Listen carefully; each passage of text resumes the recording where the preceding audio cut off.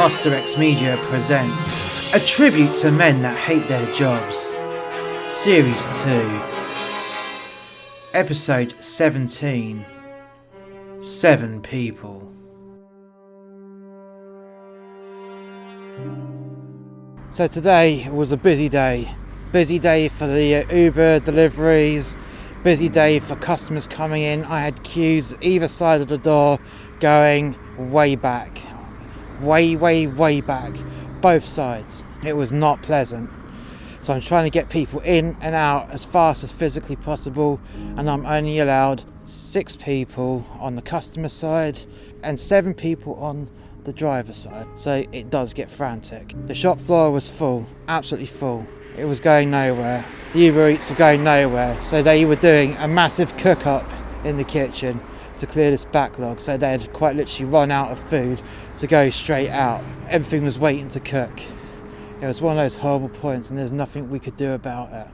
Then at the head of the queue was one woman and 6 young children. Oh dear.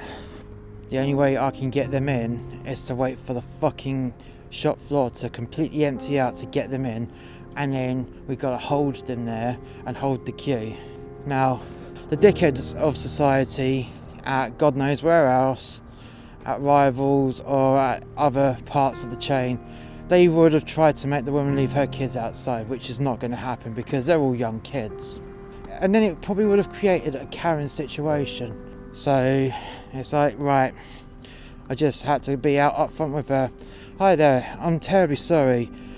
We just got to wait for the whole room to empty so I can get you and your family in. The reason for this is because I'm only allowed 6 people in, but I can make the exception because you've got 6 kids and yourself, and no one.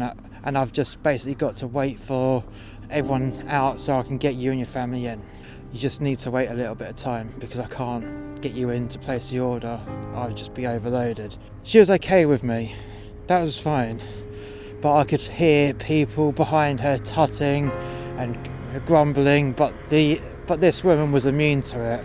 I suppose having that many children, she just was immune to a lot of things, a lot of background noise. So she was waiting patiently with her kid. They were all running around her in a circle. There was 4 kids actually running around and 2 in a pram. Oh dear, it was not going to be pretty. I could see people getting really red-faced, really angry, and that was the drivers, let alone the people waiting on the other side behind them. It took 30 minutes to empty out the whole of the shop floor so I could get this one family in. So the lady comes in with her children, I quickly sanitise all the screens, and then they started to place their order, and that was the start of my problems. So during a pandemic, the last thing you want is for a load of kids to be running around the shop floor touching things. And when I say touching things, they were touching everything. Absolutely everything. All the kiosks, all the tablet screens, every table surface, every wall surface. The whole place, it was potentially a biohazard. The whole place was potentially a biohazard just waiting to happen.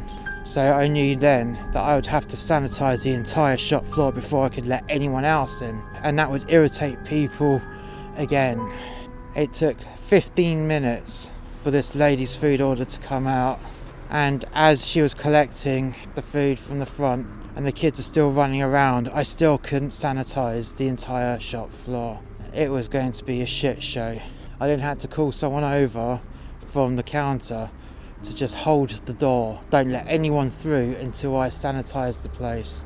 And it wasn't pretty for that person because they were getting whinged at and moaned at whilst I'm running around getting the squirty gun, spraying sanitiser everywhere, getting a cloth, rubbing it down. All the tablet screens, all the TV screens, all the tabletops, all the walls, all the chairs, everything, every surface washed down as fast as I could. It took me nearly 10 minutes, and at that point I had even more grumpy people outside. So I thanked the person that took the door, sent her back to the till, and apologised to the first person who was red-faced. I'm terribly sorry about that. Wait, sir, you can now go through. Please sanitise your hands and go to the first order screen. He did. Then the second, then the third, because I only have 3 order screens. So then I'm having to hold the queue again until the next 3 people can come in. What a fucking day. What a fucking day indeed. And the last person that I held at the queue was quite clearly a Karen, and I knew my day was now fucked. Why is it taking so long, she said. Well, unfortunately we're very busy. We've got a high volume of turnaround at the moment. We've got lots of orders coming through the deliveries. Why are you prioritising them? We're not. Liar, she said. You're a liar. No, look at this screen, yeah?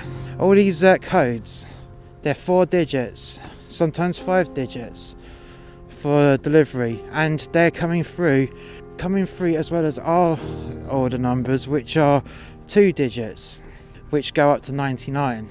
Now look, you've got lots of 2-digit numbers in between other Uber Eats deliveries. So how does that show that they're being prioritised? I want to speak to your manager. Well, I'm sorry, the manager may be unavailable at the moment, and until I get some space in there, I can't get you in. But as soon as there is space for you to go in, you can place your order and then speak to the manager, who is able to provide you with your food and listen to your customer experience.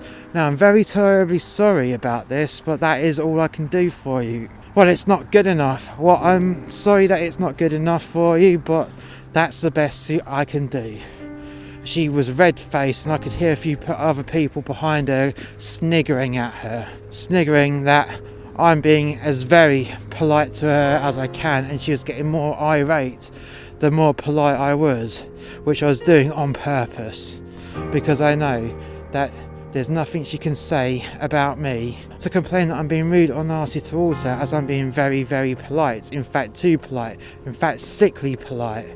So the only thing I could do, is my only weapon against this horrible Karen. There's nothing else I could have done. Nothing else. But she went inside when it was time, and I was actually relieved to find out that she just placed her order and waited politely. I was shocked. This would never happen again. That I guarantee.